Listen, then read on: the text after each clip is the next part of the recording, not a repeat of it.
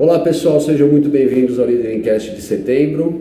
Estamos recebendo Alexandre Ribas, presidente da TTI Success Insights. Tudo bem, Alexandre? Tudo bem, Fábio. Obrigado por atender o nosso convite, um prazer tê-lo aqui conosco para contribuir com a nossa comunidade de líderes.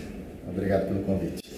Alexandre, conta um pouquinho para a gente da sua história, quem que é o Alexandre Ribas, antes de presidente da TTI Success Insights. Conta um pouquinho de formação, família, o que você faz fora da hora de trabalho e como é que você chegou até aqui. Bom, eu trabalho nessa área de ferramentas de assessment desde 94. Né? Minha formação é administração de empresas, eu tenho uma pós em psicologia do trabalho, um MBA em RH, tenho curso de extensão nos Estados Unidos em psicologia e comportamento organizacional. E com a TTI eu trabalho desde 2001. Comecei como representante, né, com a minha consultoria, e a partir de abril de 2014, a gente abriu o escritório regional aqui no Brasil, fica no TTI Success Insights Brasil, onde eu passei a ser o representante pelo escritório, o responsável pelo escritório, o presidente aqui no Brasil. Exclusivo TTI? Território brasileiro. Então, o nosso escritório aqui atende todo o território brasileiro. Sou casado, tenho 3 filhos, gosto de cerveja, gosto de remar e andar de moto. Isso é o que eu procuro fazer nas horas vagas. E consegue tempo para tudo isso? Consegue. Se não, a gente não tem, a gente arruma, né? O dia tem 24 horas, dá para ser criativo. Tá certo. E conta um pouquinho, Alexandre, como é que você veio parar nessa história de trabalhar com ferramentas de assessment? Você sempre fez isso, vem de uma área de RH, ou seja, começou em RH ou não? Tua história é diferente? Não, a minha formação, como eu falei, é administração de empresas com ênfase em marketing. O meu pai ele trabalhou na GM por 30 anos, quando ele se aposentou ele abriu uma concessionária que foi montada e administrada por ele e meu irmão mais velho. E na época da faculdade eu me via na obrigação de trabalhar, meu pai nunca me obrigou, nunca falou que eu tinha que trabalhar lá, mas eu via a minha obrigação de trabalhar naquilo que era da família e que também um dia seria meu. E na época, no início dos anos 90, já havia uma dificuldade um pouco maior para vender veículos e a gente foi visitar uma concessionária em Jundiaí chamada Lucchini que estava indo bem. E eles usavam análise de perfil comportamental para contratação, principalmente de vendedores, e estavam tendo um bom resultado. E na época, então, meu pai e meu irmão contrataram essa empresa de consultoria que fazia esse serviço. Eu fiz o treinamento, por isso que eu falei 94. Eu falo 94, eu comecei a trabalhar com ferramentas de perfil comportamental, porque foi o ano que eu fiz o primeiro treinamento. E eu sempre quis trabalhar em consultoria, né? Sempre quis, desde a época da faculdade. E aí, depois de poucos anos, a concessionária foi vendida e eu fui pedir emprego para essa empresa que trabalhava com análise de perfil comportamental. Trabalhei com eles em 96, 97, 98, 99, 2000 eu morei em Curitiba, sendo representante dessa empresa. Aí eu deixei de trabalhar com eles e em 2001 eu conhecia, na época era Success Insights, era TTI nos Estados Unidos e no Canadá e Success Insights nos outros 88 países. E aí eu comecei a trabalhar como um consultor que usava nos trabalhos, né, a ferramenta. E aí o relacionamento foi evoluindo.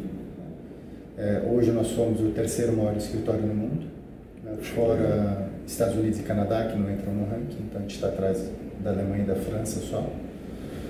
E as coisas vieram vindo bem, né, nesses últimos anos, né, crescendo, e a gente se estabelecendo bem no mercado. Legal. Alexandre, para a gente trazer como tema central aqui, o programa a gente fala que é sobre liderança e tudo relacionado à liderança, acho que sobre perfil em geral, tanto as pessoas da comunidade, os nossos clientes, quem acompanha o nosso programa, tem ideia sobre perfil comportamental, mas eu queria que se possível, você trouxesse uma abordagem um pouco mais ampla, né? Como é que a gente conecta a questão de perfis comportamentais com tudo que está acontecendo de maneira geral no mundo, no mundo corporativo, porque extrapola, eu acho que você mesmo falou que antigamente a ferramenta era muito utilizada para a questão de recrutamento e seleção. Como é que isso explodiu e hoje a gente tem uma utilização muito mais ampla? Então vamos entender um pouco essa parte de análise de perfil comportamental. Né? Então a gente tem, por exemplo, a ferramenta que eu comecei trabalhando não era o DISC, era o PI, que é uma boa ferramenta. Existem outras análises de perfil comportamental boas, como o MBTI, por exemplo. Eu trabalho com o DISC. O DISC, você tem vários fornecedores, né? Cada um com o seu processo de validação, né? O seu nível de confiabilidade e credibilidade. E é um instrumento que virou meio, entre aspas, o bombril das ferramentas de acesso, né? 1001 utilidades. Né? Principalmente porque no início só tinha isso. Então é uma ferramenta muito importante. Eu costumo chamar uma análise de perfil comportamental, como disse, de ferramenta básica e essencial. Né? Básica porque quanto mais você usa, mais você percebe que ela tem os seus limites. Aliás, usar bem uma ferramenta, né, implica não só saber o que ela mede, mas também principalmente o que ela não mede, para saber bem os limites, onde ela começa e onde ela termina. Agora, ela analisa uma dimensão da personalidade só, né, só a dimensão observável, que a gente chama de comportamentos e emoções observáveis, ou a facilidade ou dificuldade de alguém fazer alguma coisa. É a porta de entrada da comunicação, é por onde você começa a conhecer a pessoa e como ela se expressa, né, aquilo que está dentro dela. Principalmente nos dias de hoje, né, que a gente vive num momento VUCA, né, volátil, ambíguo, complexo, né, incerto, e ainda mais com o passado recente aqui no Brasil, intensificar um pouco mais o que acontece no mundo. Sim. Né? A parte do equilíbrio emocional tem se tornado fundamental. Então, cada vez mais as empresas estão querendo fazer mais com menos gente. Né? E aí urge a necessidade de você ter a pessoa certa no lugar certo, porque você não pode ter desperdício de recurso humano, por assim dizer. Fusões, aquisições sempre existiram. Agora, num momento como esse, onde a gente não tem uma previsibilidade, nós temos hoje uma menor previsibilidade do dia de amanhã, né? Aquela história, o que funcionava não serve mais, mas o que vai funcionar a gente não sabe direito o que é. Então, essa parte de analisar a pessoa em outras dimensões é fundamental. As pessoas hoje estão questionando muito os seus propósitos, os seus valores, o que gostam de fazer, o que não, porque esse é um lado bom da crise, né? Que faz a gente, às vezes, fazer questionamentos que em tempos de bonança a gente não faz. Né? Então, aí entra, por exemplo, a necessidade de ferramentas que avaliam valores motivadores. Quer dizer, o que direciona a pessoa na carreira, o que ela vai ter prazer em fazer, em alocar o seu tempo. Né? Essa é uma outra dimensão de análise de ferramentas de acesso. Né? A própria inteligência emocional que eu comentei, na minha opinião, hoje é a bola da vez, é o mais importante para as empresas investirem nessa dimensão da inteligência emocional. Uma outra dimensão muito interessante de ferramentas de acesso é a nexologia, onde você pega autoestima, senso de missão, resiliência. É ali que você vê, por exemplo, que realmente é a ferramenta que mede a iniciativa da pessoa, a capacidade que a pessoa tem de entender o outro, de entender os objetivos e as dinâmicas organizacionais, elaborar planos, né, projetos e planejamentos. Então, ter a clareza de pensamento de ir para até B, né, nunca foi tão importante nesse mundo tão incerto e tão complexo e ambíguo que a gente vive hoje. Né? E também a parte de você entender o estresse é algo que a gente tem que tomar cuidado para não achar que é normal, né? Que às vezes está tanto tempo sentindo que virou padrão. E se as pessoas à nossa volta também sentem, então isso é normal. Né? Então o estresse, é entender o seu estresse, de onde que ele vem, né? Se ele vem de falta de segurança no trabalho, que pode estar ocorrendo muito hoje. Né? Quando você fala falta de segurança, instabilidade profissional. Exatamente. Né? Então, hoje, por exemplo, a dança das cadeiras está muito forte. Né? Então, assim, é muita mudança, muita compra, venda, o ciclo de vida das empresas, cada vez mais você lê que estão diminuindo. Então, se estão ou não estão, porque pode ter um pouco de projeção, o tempo vai dizer. Mas isso na pessoa já traz uma insegurança maior, principalmente quando ela vai subir no nível hierárquico. Né?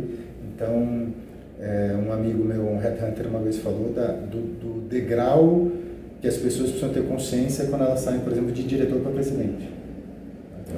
Quando você chega em presidente, é provável que você não dure muito e não dá para voltar.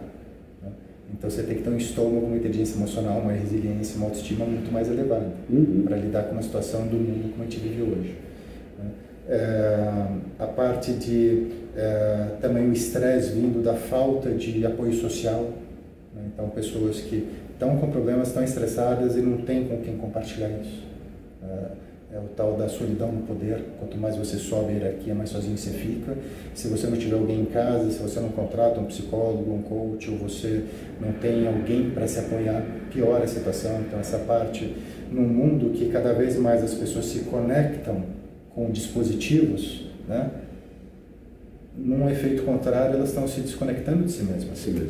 E isso só intensifica o estresse, só intensifica a sensação de desconforto no dia de hoje quando ela não tem alguém para compartilhar e repartir isso. Né? Há também o estresse vindo do descompasso entre esforço e recompensa. Né? Quer dizer, há várias origens de estresse que uma pessoa pode ter que vão afetar a sua produtividade e eu acho que muito mais do que isso a sua saúde e a qualidade das relações que a pessoa tem na vida. Né? E tudo isso você consegue analisar para a ferramenta de assessment. A ferramenta diz que ela é a porta de entrada. Okay. Agora a pessoa é muito mais do que a porta pode mostrar. Então quando você vai usar uma ferramenta de assessment, é interessante você entender que quanto mais dimensões você utilizar, né, mais segurança você vai ter, mais respostas você vai ter. Então, como eu comentei, a gente pode analisar o perfil comportamental, que eu chamo de básico essencial, a parte dos motivadores, valores, a parte da axiologia que eu comentei, competências, né? O fato de uma pessoa, por exemplo, ter uma alta influência não diz que não quer dizer que ela é competente com pessoas. Okay. Quer dizer que ela tem uma predisposição para um nível maior de interagir e verbalizar. Também a parte de avaliação de estresse, a parte de inteligência emocional, ou seja, quanto mais ferramentas você utilizar, quanto mais coletas de dados você tiver, mais segurança você vai ter para lidar com a pessoa, entender essa pessoa, esse momento que ela vive. Né? Obviamente que também experiência profissional, formação acadêmica, educação, ética, saúde, uma série de outras dimensões, idiomas, são muito importantes se nós analisarmos que o resultado de uma pessoa é resultante de uma série de variáveis. Okay. O DISC é uma das variáveis. Há outras variáveis em ferramentas de assessment, onde você vai ter uma análise mais completa. E há outras que as ferramentas de assessment não vão trazer e que são muito importantes. Né? É como quando você vai no médico, ele vai te pedir uma série de exames, né? Então ele vai somar o resultado dos exames de diagnóstico com a entrevista dele e teu histórico. Okay. Para ele chegar a uma conclusão de, por exemplo, qual intervenção seria mais indicada no seu caso. Então a ideia é fazer a mesma coisa com pessoas e empresas com uso de ferramentas de análise de perfil. Legal. Alexandre, no começo você mencionou a variedade de ferramentas para avaliação básica de perfil comportamental. Você falou do DISC, do MBTI. Existe uma diferença básica? A base é a mesma? Elas vêm de uma mesma ciência, se é assim que a gente pode chamar? Fala um pouquinho para a gente dessas diferenças principais. Então vamos lá. O MBTI ele tem uma influência maior do Jung. Okay. E das criadoras do MBTI, que é a Isabel e Caterina. Okay. Então a gente pode entender que é perfil comportamental, mas tem uma origem distinta do DISC. O outro que eu comentei, que é o PI, né? Então geralmente assim, eu entendo basicamente como os mais conhecidos, o DISC, o PI e o MBTI. Okay. O MBTI tem essa origem que é distinta. Muitas pessoas comentam que o DISC tem origem no Jung, ou teve influência do Jung. Se você pegar o livro As Emoções das Pessoas Normais, escrito pelo Marston, que é quem criou a teoria DISC, ele só faz uma referência ao Jung, uma só, em relação ao teste do medo. Eles eram contemporâneos. Uma vez eu conversando com o Bill Bondstetter, que é o fundador da TTI, eu perguntei para ele, falei, Bill, o DISC, ele tem influência no Jung? E ele virou para mim e falou assim, Alexandre, até hoje eu não achei nada que me levasse a crer que ele usou o trabalho do Jung. Então é mais seguro pensar que é um trabalho independente do Marston, até pelas referências do livro que ele tem. O PI é curioso, né? A primeira ferramenta baseada nos conceitos da teoria DISC foi do Walter Clark, chamada AVA. Okay. Duas pessoas trabalhavam para o Walter Clark. Uma era o J.P. Cleaver e o outro era o Arnold Daniels. Então, se você pegar, por exemplo, o questionário e o gráfico do PI, ele é muito parecido ao do AVA, porque aí o Arnold Daniels saiu desse trabalho com o Walter Clark e criou sua empresa e desenvolveu o PI. Ok. Né? E o JP Cleaver, ele mudou o questionário, em razão de ter mudado o questionário, o gráfico precisou mudar também, né? E acabou desenvolvendo a primeira ferramenta DISC que se chamava Self-Description, né? Forçando um pouquinho para ficar DISC. Né? E a partir do trabalho do JP Cleaver vieram outros, né, consultores desenvolvendo a própria ferramenta, como o John Geyer, né, o Thomas Hendrickson da Thomas International, o John Geyer que seria hoje o Willy, né, mas teve outros nomes antes, começou com Performax, e Bill Bonstetter da TTI. Né? Então a gente pode entender que o MBTI tem uma origem distinta, por mais que possa haver algumas semelhanças conceituais para algumas pessoas, e o DISC e o PI vieram da mesma origem, que foi o Walter Clark, que conheceu o Marston numa palestra em 1922 na Universidade de Columbia, uma palestra de Prescott Larkin. E lá ele conheceu o Marston e convidou o Marston para ser o seu orientador de tese de mestrado, que foi no final dos anos 30, que ele entregou a tese. E o primeiro instrumento, o AVA, foi em 1948, e a partir de 1948 que veio as outras ferramentas, né, oficialmente lançadas, né, porque essas datas não se referem ao ano que essas pessoas que eu mencionei entraram em contato com conceitos associados a isso, mas sim datas do lançamento das suas respectivas ferramentas.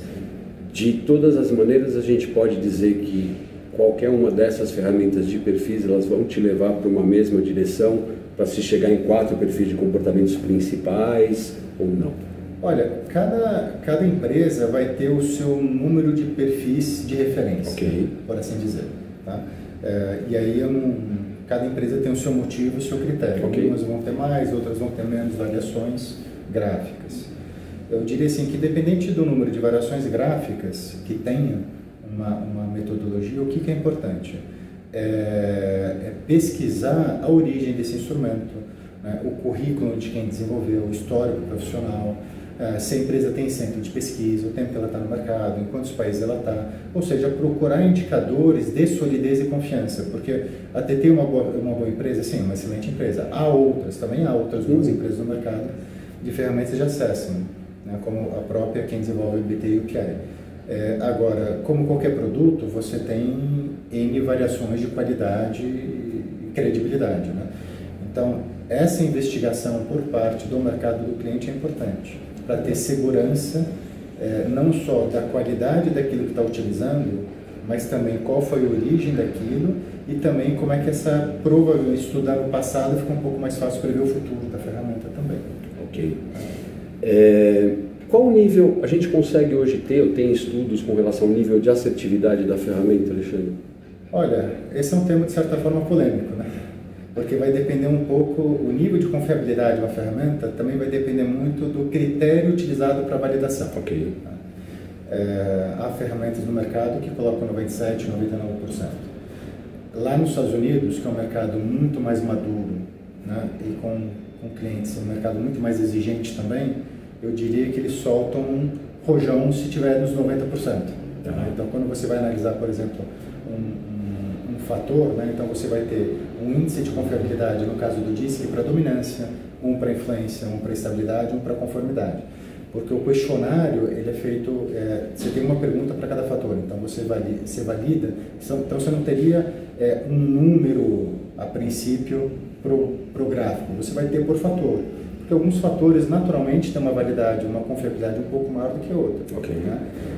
Então, para evitar um pouco de polêmica nisso, o que é importante é entender muito bem em detalhes qual foi o critério do processo do estudo de validação, né, da ferramenta, porque quanto mais exigente for, mais baixo vai ser o índice. Por exemplo, o critério que a TTI utiliza, que beira, hoje o nosso índice está em torno de 90%, 0,9, girando em torno de 0,9, né, é um critério que estatísticos, pesquisadores dizem que se você passar de 0,7 está bom.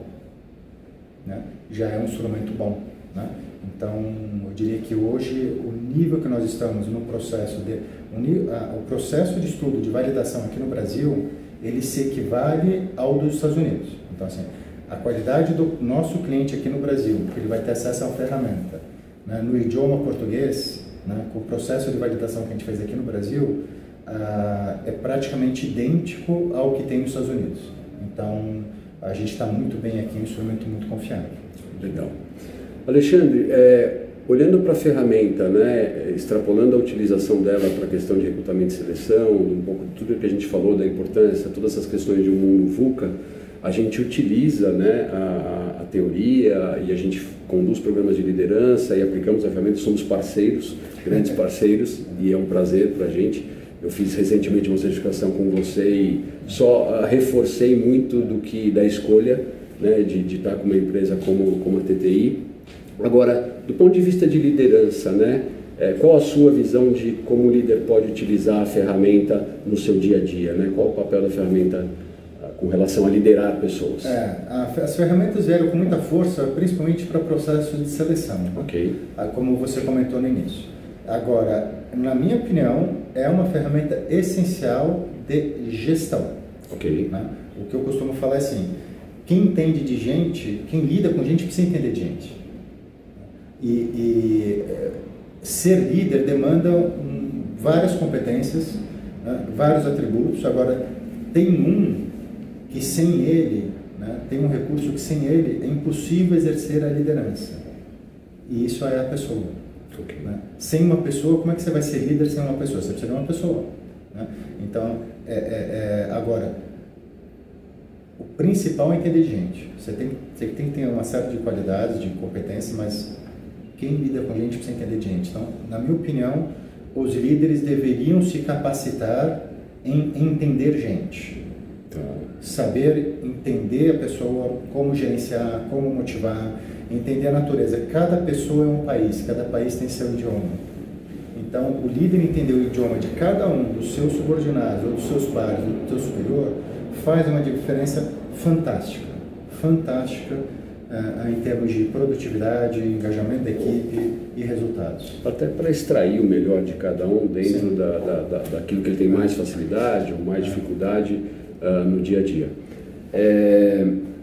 Sempre a grande polêmica, a gente discute muito isso em programas de liderança, mas nada do que falar com o papa do assunto aqui. Perfil muda, Alexandre? Olha, depende do ponto de vista. Primeiro, alguns instrumentos eles são construídos já partindo do princípio de que haverá mudança ao longo do tempo. Ok. E outros instrumentos são construídos partindo do princípio que provavelmente não haverá mudança. Então, essa é a primeira pergunta para entender qual que é o propósito do instrumento e qual que é a premissa de construção do questionário e da metodologia. Quando a gente fala em mudar a personalidade, a gente poderia ter duas perspectivas, que vêm primeiro do entendimento do que é personalidade. A gente está falando de personalidade como um conjunto estruturais de traços ou da personalidade como um todo. Né? Os pesquisadores, psicólogos, eles costumam dizer que quando você fala em conjunto estrutural, dificilmente muda. Isso é recorrente se fizer uma pesquisa. Se você entende a personalidade como um todo, então é óbvio que muda, a gente muda. Se você entender a gente como um todo, graças a Deus a gente muda. Né? Eu diria que o grande pulo do gato quando a gente usa metodologias como essa, é você se conhecer, se aceitar, se amar como é, para depois aprender a ser diferente de quem você é. Não para mudar o seu perfil. Para ser mais específico, né, a tua pergunta, na metodologia DISC, o que eu falei especificamente da metodologia DISC?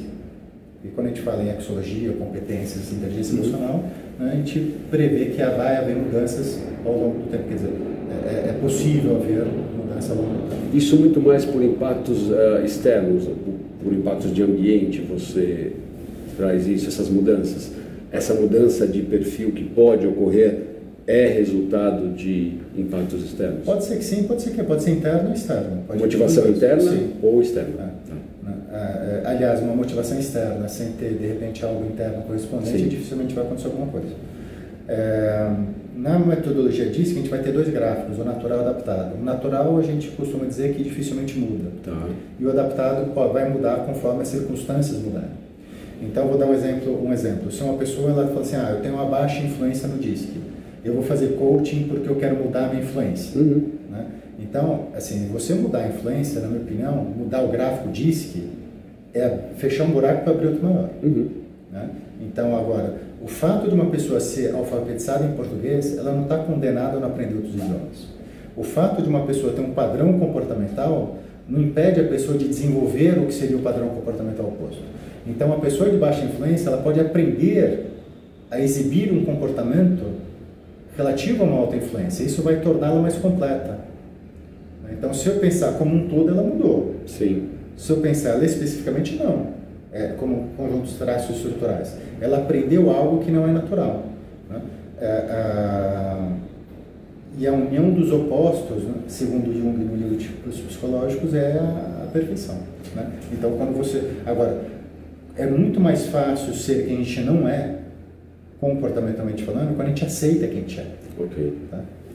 E aí a gente está falando seria adaptação, é isso que a gente fala de buscar se adaptar. Exatamente. Porque eu falo muito em programa de liderança, quando a gente faz workshops para falar de perfis comportamentais, muitas vezes a gente recebe o relatório para tomar cuidado para não ter aquela leitura assim, bom, agora já tenho um manual de instrução, vou imprimir 200 cópias, entrego para todo mundo e falo, olha, é assim que eu funciono e você entende isso. Eu acho que o caminho é um pouco inverso, é o quanto eu, com autoconhecimento, vou buscar me adaptar no dia a dia, nas minhas relações.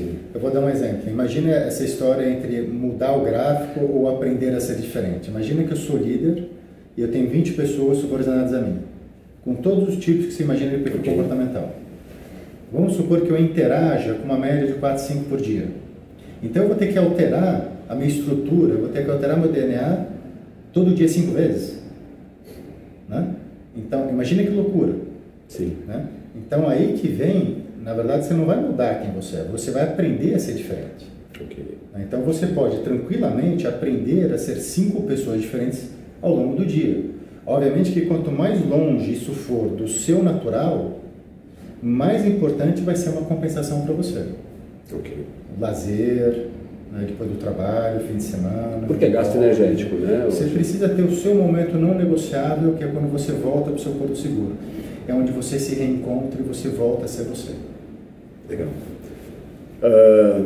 Caminhando para o final, não existe perfil melhor ou pior, né? Acho que vale a gente reforçar isso. Se você quiser falar um pouquinho também, existe essa coisa, o perfil do líder tem que ser um perfil tal? Isso é fundamental, né?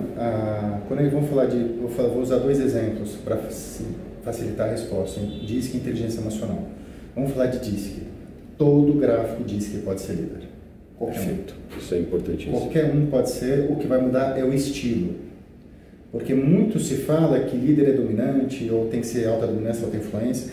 Isso funciona quando o cargo demandar numa determinada empresa, com determinada estratégia, com determinada equipe, com determinado momento de vida da empresa.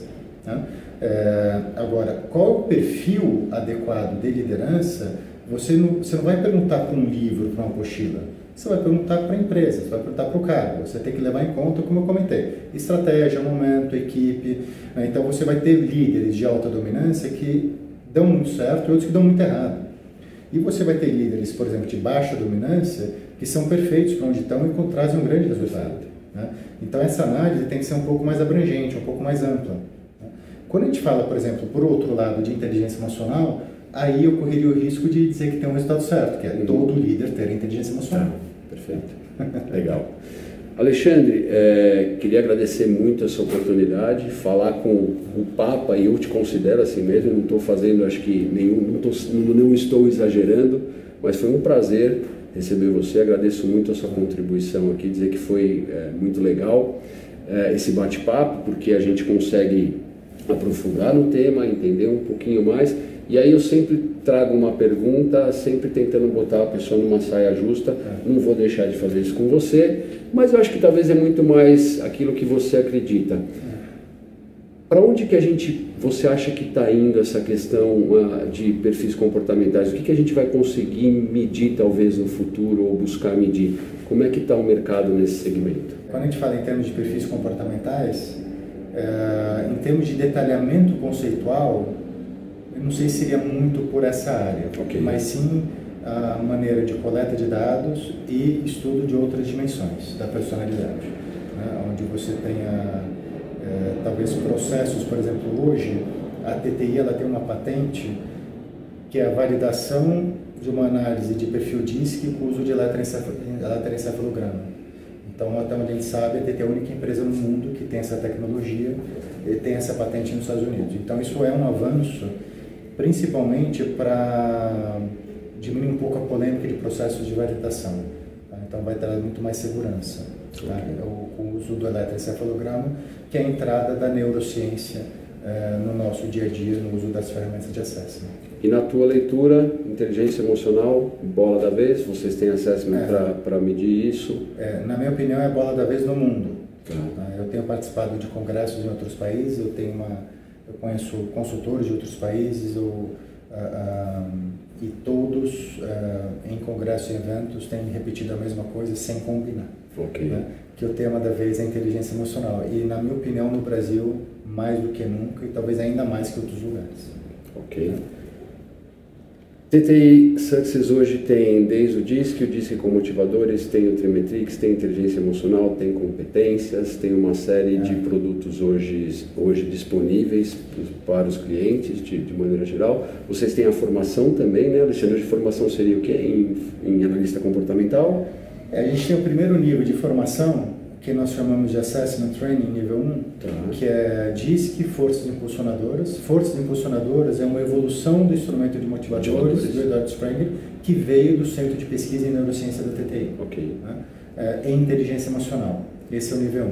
E o nível 2 é o do Trimetrix HD, que entra a axiologia, que é a teoria que eu mais gosto, e competências. Legal. E os instrumentos que a gente trabalha com as teorias. Quais são as teorias? DISC, que é comportamental, forças impulsionadoras, que até pouco tempo eram os valores motivadores, competências, axiologia, inteligência emocional, conhecimento em vendas, que eu acabei não comentando, e quociente de estresse. Axiologia e Trimetrix, rapidamente, o que a gente mede, o que a gente consegue de outcome para axiologia e Trimetrix?